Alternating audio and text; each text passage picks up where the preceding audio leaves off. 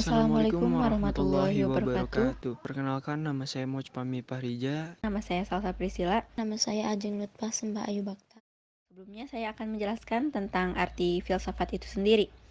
Filsafat adalah pandangan hidup seseorang atau sekelompok orang yang merupakan konsep dasar mengenai kehidupan yang dicita-citakan.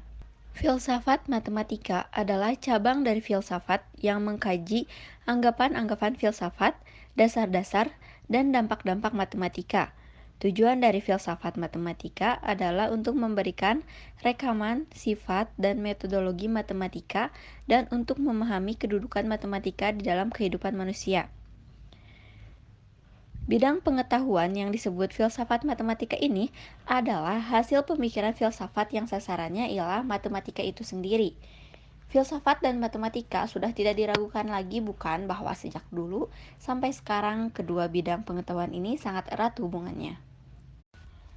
Nah, saat ini filsafat matematika merupakan bidang pengetahuan yang sangat luas.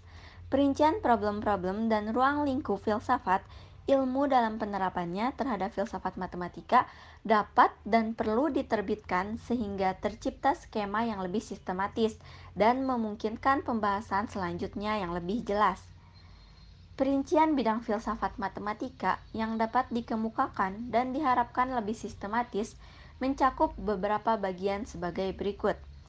Yang pertama, epistemologi matematik. Epistemologi matematik adalah teori pengetahuan yang sasaran penelaahannya ialah pengetahuan matematik. Epistemologi sebagai salah satu bagian dari filsafat merupakan pemikiran reflektif terhadap berbagai segi dari pengetahuan seperti kemungkinan, asal mula, sifat alami, batas-batas, asumsi dan landasan, validitas dan reliabilitas, sampai kebenaran pengetahuan. Dapat disimpulkan, landasan matematik merupakan pokok soal utama dari epistemologi matematik ini. Yang kedua yaitu ontologi matematik. Ontologi pada akhir-akhir ini dipandang sebagai teori mengenai apa yang ada. Hubungan antara pandangan ontologis atau metafisis dengan matematik cukup banyak menimbulkan persoalan-persoalan yang dibahas oleh sebagian filsuf matematik. Dalam ontologi matematik dipersoalkan cakupan dari pernyataan matematik. Cakupannya yaitu suatu dunia yang nyata atau bukan. Pandangan realisme empirik menjawab bahwa cakupan termaksud merupakan suatu realitas.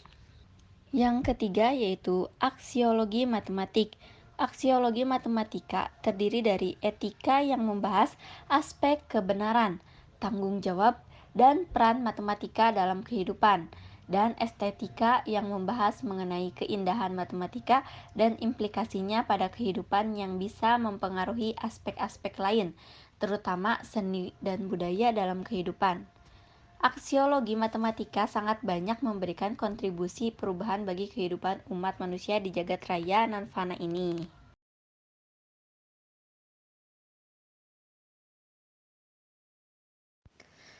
Pendidikan matematika adalah matematika yang umumnya diajarkan di jenjang pendidikan formal, dari SD sampai tingkat SMA.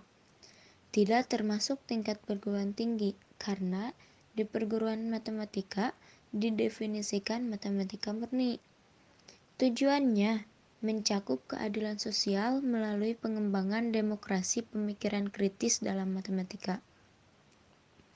Pendidikan matematika hendaknya dapat menguatkan siswa, yang berarti siswa berpikir matematika dalam kehidupan sehari-hari. Ada bagian-bagian yang terdiri dari objek-objek pembelajaran matematika, baik berupa objek langsung maupun objek tak langsung. Adapun objek langsung pembelajaran matematika sekolah terdiri atas 4 hal, yaitu fakta, konsep, prinsip, dan keterampilan. Dan objek yang tak langsung antara lain adalah disiplin diri, kemahiran matematika, apresiasi terhadap matematika, dan berpikir secara matematika, yaitu logis, rasional, dan eksak. Selanjutnya adalah hubungan antara filsafat dengan matematika.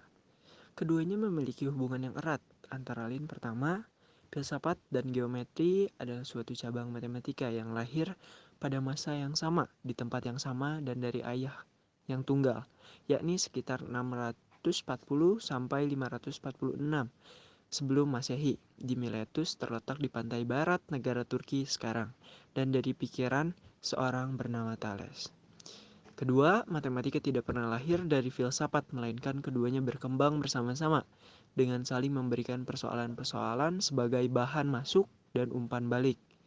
Ketiga, adanya hubungan timbal balik dan saling pengaruh antara filsafat dan matematika dipacu pula oleh filsuf Zeno dari Elea.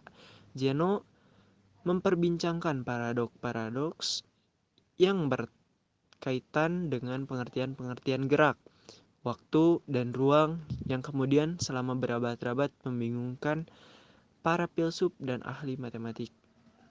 Demikian pula sejak permulaan sampai sekarang filsafat dan matematika terus-menerus saling mempengaruhi. Filsafat mendorong perkembangan matematika dan sebaliknya, matematika juga memacu pertumbuhan filsafat. Selanjutnya yaitu hubungan antara filsafat matematika dengan pendidikan matematika. Filsafat matematika mencakup ontologi dan epistemologi. Ontologi sendiri yaitu menyangkut hakikat matematika. Apakah hakikat yang ada di balik matematika?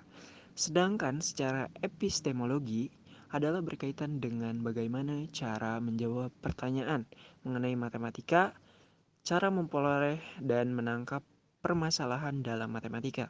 Pendidikan matematika mengacu pada masalah belajar dan mengajar terhadap pembelajaran dalam pendidikan matematika. Pemikiran filsafat memiliki peran yang sangat penting. Filsafat turut berperan dalam menciptakan suatu pembelajaran matematika yang memungkinkan para siswa untuk membangun logika pikirnya serta membangun pengetahuan matematikanya. Sekian dari kelompok kami. Terima kasih. Wassalamualaikum warahmatullahi wabarakatuh.